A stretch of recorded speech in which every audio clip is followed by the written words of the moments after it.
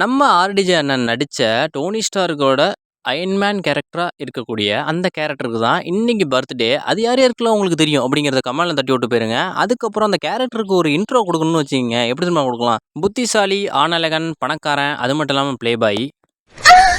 இது மட்டும் இல்லாமல் மார்வல் கடலில் தத்தளிச்சிட்டு இருக்கப்ப நம்ம அயன்மேன் கேரக்டர் தான் வந்து நம்ம மார்வலுக்கு ஒரு பில்லராக இருந்திருக்காப்புல. அது மட்டும் இல்லாமல் இந்த கிங் ஆஃப் நாலேஜ், சொல்லப்போனால் காட் ஆஃப் மார்வல், இப்படின்னு பல பேர்களை நம்ம டோனி ஸ்டார்க்கு வருஷ கட்டி அடிக்கிட்டே போகலாம்.